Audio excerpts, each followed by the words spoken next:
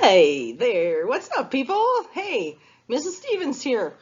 My shiny, happy people that I miss so much. So, welcome to probably, I don't know, it may not be your only one, but it might be your only one, maybe. You've only got 2 units left. You have personality, which we're starting today, and you have disabilities, or, you know, you know what I'm saying. Can't remember the correct term for it. Anyway, those are the only 2 units left. Here's what I'm thinking of doing. Normally, I do we take a personality test, and we do that in class, and that's usually how we begin our personality unit. I don't have that put together yet because the test that I normally hand out, there's a sheet, but there's these different websites that you have to go to, and I always end up having to help people through those on the computer because depending on what kind of device you're using, whether it's a laptop or an iPad or your phone, it can be kind of complicated to get to certain spots and find where you're supposed to go. So I'm trying to find an easier one, and I think I might have found one, but I'm still looking. So we're going to do that actually next time. We might do it later on this week. Depends on how long this video is. I'm trying not to make anything last more than 15 minutes a day for you guys, and sometimes a lot less, hopefully. So this is because of our time left, because the 22nd, I believe, is your last. May 21st is when grades are due for this 6 weeks. May 21st, I have to have all grades in by 4 o'clock. And remember, we are on that pass-fail system. So if you did not get if you're not getting my emails, period, first email me and give me your email address, because that is how I communicate information to you. That is how I let you know that there are assignments posted in Schoology, and that is also how I tell you how to submit things back. Some of you guys have been submitting things or doing things, and I can tell you're not reading your emails. So if you're not reading my emails, please, you have to read those emails, okay? Please. Okay, so we're going to go through this PowerPoint. You're going to watch the video. Here's this week. All you have to do this week is just as you're walking, or as I'm taking you through the PowerPoint, just take notes. Just write down a couple of things that I talk about, like, you know, a few highlights. You mentioned this, and here's the definition of this, or blah blah blah, or blah blah blah. Okay, just jot down some, 6, 7 things, takeaways from this video that you get, and that way I know you watched it, and I will count that as the grade. Probably for this whole week. I don't know if it's going to take 2 videos. I've been doing this since we started our remote learning for my U.S. history classes, and it's worked out really well, and the students have said that they like doing this because it's easier, and so I'm just trying to make it easier for you. You guys have a lot of stuff probably for math and science and English and whatever else it is you guys are taking, and this is an elective class, so I'm trying to make it chill, okay? I'm trying to make it really relaxed and not too difficult to get your stuff in. So, back to the pass-fail system. In case you haven't been reading your emails, here's what we're doing. If you don't know, just if you don't know, but you probably do know, you will get a grade after the 6 weeks. The 5th 6 weeks, you already got either a pass or a fail. That's really going to boost most of you, because what we had to do, we had to go in and override the system, and basically everything you did in the 5th 6 weeks, we just had to give you a 69 or a 100. And you know how I hate those 9s, but I had to do it. Ooh, I hate those 9s. So you either got a 69 or a 100, and then once that averaged in with your semester, some of you that were actually failing are probably now passing, so you can thank the school board for that. It's like this all across Friendship District. So at the end of this 6 weeks, each week, this 6 weeks, at the end of each week, or let's say by 3 o'clock Monday after a week has gone by, if you have turned something in to me, something in, and I'm not talking just about the journal entries or the discussion questions, I want something that looks like an assignment. If I have that from you, then you pass that week. At the end of the 6 weeks, I go through and I count. You'll either have pass, pass, pass, pass, pass, pass, or pass, fail, pass, pass. You get the point. And if you have more P's than F's, you pass the 6 weeks. If you don't, like some of you, there's like a couple of you that I haven't received anything from, and so you already have an F for last week. If you get 2 more F's, then it's going to tie, and I'm not quite sure how we're going to do it. But if you're holding off until the last 2 weeks and then you're going to do everything at once, like some of you have done in the past, you're not going to pass the 6 weeks. You will fail the 6 weeks. So with that being said, make sure you get your stuff turned into me. I don't have the ability to be able to just, like some teachers, they actually have the assignment hooked up to Skyward in Schoology, and they can do the assignment and click send and it sends it. You can't do that with my classes because I was never taught how to do that. So the best thing to do is, if you're doing it on a computer, if you're typing it in Word, then submit that as an attachment either in Schoology message, or I prefer email, okay? I really do prefer email because it's easier to keep track of, and when I'm going back and trying to put P's or F's in for that week, I can click to see if I got anything from you in a little folder that I have. I can't create folders in Schoology, so it's getting kind of complicated. So if you don't have technology to where you can send something like Word document or something like that, or PowerPoint, then just take a picture of it and email that picture to me. It's that simple. That's all you have to do. That's what you have to do. If I don't get it that way, then I know you're not reading my emails, because I've said that every single time I've sent out any kind of communication to you. So, all right, let's go on with this. I can tell you now, because I've been talking for 7.5 minutes, and I'm going to try not to make this longer than 15 or 20. I can tell you right now, it's probably going to be a 2-part video. So you'll watch one part one day, and you can watch the other part another day, or if you just want to watch them both in one day and get it over with, I'm fine with that too, however you want to do it. So we're going to talk about personality. Basically, this is, of course, a person's pattern of thinking, feeling, and acting. And we're going to talk about the different types of personality. Hang on a second. I'm going to take a drink of my water. Oh yeah. Okay, so I actually started recording this earlier, before 12.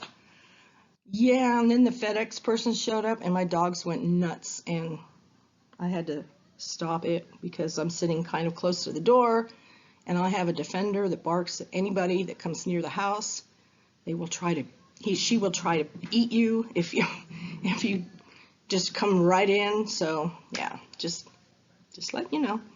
So let's talk about types of personalities. You've probably heard somebody say, "Ah, he's a type A personality," and it's usually with a negative connotation. So these are the kind of people, and maybe you're one of those, and that's fine. I'm not saying that it's bad. I'm not saying it's bad. But these are the people that they feel a lot of pressure. They feel like they have to hurry up and get stuff done. They're very easily angered. They're very competitive. They like to work hard. They like to play hard, but they're also prone to heart disease. Why? Because it gives them a lot of stress, right? Makes sense, right? Then there's the type B personality, and I kind of think that I'm in this category, relaxed and easygoing for the most part. I know, and you may have some teachers right now that are really kind of on your case because they're not getting any work done. They're really mad about stuff or whatever. They're stressed too, guys. We know that you guys are totally stressed too, and I know that not every teacher is, doing the assignments the same way as far as how to turn them in and all that. So just realize that Maybe they're not mad at you, maybe they're just stressed, okay? Like I had a really bad day Friday. Well, I did Friday morning until I went to the senior sign pickup, and that was great because it was good to see other people. Anyway, yeah, so I have ADD. Woo! Like you didn't know that, squirrel. Relaxed and easygoing. Has anybody ever seen me do this when you guys are in class watching a video? Yeah, I have before. I don't know if you've ever noticed. Oh, there she goes. The mail truck just drove by. All right, so some people, though, on the other hand, they're not really type A. They're not really type B. They're maybe a combination, or maybe they're just totally different. So we're going to talk about some of that stuff. Some of these things that I'm going to put up here, I'm just going to let you go back and read them. Some of these slides I'm actually going to really flip through really fast because we've talked about stuff like that when we were doing our consciousness unit. So let's talk about Freud. He fathered the psychoanalytic theory of personality, and there are stages of psychosexual development. Idea of the libido moving to different parts of our body. This all is in conjunction with our minds, obviously. So our personality is like this. Does that make sense? So what you can see and what you know about yourself, it's just the tip. And there's so much that you really don't need, that you really can't see, that you really don't know, that is buried in your unconscious, and we're going to talk about that. And again, we've talked about the unconscious. Preconscious is things we can be aware of if we think of them, and the unconscious is obviously something deep down inside that you're not aware of all the time, but it's there, just like this iceberg. So we're going to talk about his concept of personality, and there's three parts. One's called ego, one's called super ego, one's called id. And id, this exists entirely in the unconscious, things that we are never aware of. These are the things that we don't know we are aware of. They were in there. If you recall, one of the things that Freud talked about was doing, kind of like when we do our journals and you guys do you did the free write that one day, just write about anything that comes to your mind. He did that in counseling sessions, and it would often lead to bringing out some information that a patient had deep down inside that they weren't aware of, and it actually fixed the problem because once they became aware of it, it was like, oh, that's why I do that, okay? These are our animalistic wants and our desires, much like this cartoon is portraying. This woman, she goes and clobbers a man and brings him home because that's who she wants. Hey, kind of, it doesn't have to always be caveman going to get the woman, right? So, yeah. I got to do this. I want you to see this. So the kid just knows that he wants this, so he picks it up and bam, right in his face. He doesn't realize that it's going to hit him in the face. Yeah. Your ego, on the other hand, develops after the id. It works on the reality principle. Basically, consider this as the negotiator that works between the id and your environment. This tells you what you should do and what you shouldn't do. Yes, you want that person, but you know, it's better to go ask that person out for a date. Otherwise, you're going to end up in jail, right? You can't really go clobber them and bring them home. It's called kidnapping. It is our conscious and unconscious minds is where you can find it. And it's what everybody sees. It's basically the personality that other people see because it tells them how you are and how you're going to react. Your super ego develops last about the age of 5. Think of this as, you know, the little devil sitting on one side and the angel on the other, and they're arguing about and trying to convince you to do this, no, do this, no, do this. You don't want to do that because of this is going to happen. No, you don't want to do that because that's going to happen, right? Think of that. That's like your super ego, and it mediates between. Well, the ego often mediates between the super ego and the ID. It kind of acts as counselor between those two. That's what your ego does. No, I can't do that because, right? There you go, and there's your little devil and angel picture. Yeah. And there's another picture you can take a look at sometime when you want to. And of course, we all have defense mechanisms. Say you're outside and you're walking, it's nighttime, there's a bunch of cars parked up and down the street, and you don't really know who's lurking behind one of those cars, And so you tend to be on guard a little bit stronger. You tend to be listening with your ears a little bit better, watching with your eyes, maybe walking carefully, quietly, but you're not aware that you're really doing that. That's kind of like a defense mechanism, okay? And it protects us that way. And you're usually unaware of these things happening, okay? So I'm going to give you a scenario, and we're going to use this scenario when we talk about the next few things. Quarterback of the high school football team, his name is Brandon, and he's dating Jasmine, okay? And there he is. There's Brandon. He's kind of a hip-looking dude. And there's Jasmine. Not bad, right? So Jasmine, she's going to dump Brandon. She starts dating Drew, president of the chess club. And there's Drew, and he's like laughing at Brandon. Ha, you loser, I got her. So remember those, okay? So let's talk about repression. This is when we push thoughts into our unconscious. So to give you an example, when asked about Jasmine, Brandon might say, who? I've not thought about her for a while, but maybe he just thought about her 5 minutes ago, you know? Or maybe he didn't, okay? Denial. Not accepting ego-threatening truth. So again, using our scenario, Brandon may act like he is still together with Jasmine. He's just denying, oh, we're still together. She, you know. He may hang out by her locker, plan dates with her, and all that stuff. But he's going to be lonely Friday night, huh? Then there's displacement, redirecting your feelings toward another person or another object, okay? This is often in a negative, used negatively. This would be like somebody being really mad at somebody. Maybe you're really, really mad at somebody and you go somewhere else and you start yelling at your friend because you're mad at this other person. Yeah, not cool, right? I admit, I've done that before. We're all human. We all make mistakes. So Brandon is going to take his anger on by like going up to a friend and getting mad at that friend. Or maybe by bullying somebody because he's just that mad, okay? Then there's projection, believing that the feelings one has towards someone else are actually held by the other person and directed at oneself. So in other words, again, Brandon insists that Jasmine still cares for him.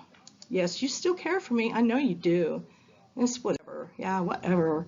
Reaction formation.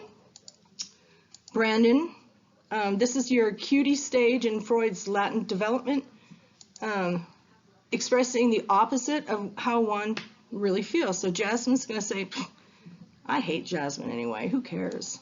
Okay, that's kind of that's basically your reaction formation. Regression, returning to an earlier comforting form of behavior. You kind of slip backwards. Maybe Brandon begins to sleep with his favorite stuffed animal that he used to have when he was little, so he kind of regresses, goes backwards. Rationalization. Brandon thinks he will find a better girlfriend. Jasmine was not all that anyway. Yeah, it's okay. I'll find somebody better, you know. So he's trying to rationalize the situation. Trying to rationalize. Really, I really did want to anyway, but it was too, you know, whatever. So yeah, he's going to rationalize it. Intellectualization, taking maybe an academic emotional study of a topic. So he starts doing a research paper on failed teenage romances. He's using it. He's using that to kind of, you know, better himself in a way. He's using that. He's putting that knowledge to use because he knows firsthand, right? Sublimation, channeling one's frustration toward a different goal. And this can often be really, really good to do this. In other words, you're so frustrated, so you go out and you run a mile. Hey, that's going to be good for you, right? It's going to be good for your body. Or you're going to maybe write a song about it. He starts to learn how to play guitar and writing songs, maybe starts to build, maybe starts to bodybuild, that sort of thing. Non-Freudian psychodynamic theories. You know what? I'm going to stop right there. This video is going to be about 20 minutes long. So you can stop. I will tell you that sometimes the video keeps playing, but once you get to this slide, you can pause it and just stop it. And then when I record the next part, the next half, it will actually be, I'll pick up where this slide was, that way you don't have the whole slide in one chunk. That way you can go do stuff or whatever you want to do. Does that make sense? So even though you see it's still flipping slides, you can stop it after I stop talking. After I stop talking, yeah, I know there was one person out there that probably did, if not more. And so then you can immediately go into the part 2 once I get it loaded, uploaded, or you can wait until tomorrow, whatever you want to do. So I am going to do this, see if I'm getting better at this. And let's do this. And this is my trademark. If you ever see a little happy face with one little hair, you know Mrs. Stevens did that. All right, I will see you guys, or you will see me in part 2 of Personality. Bye.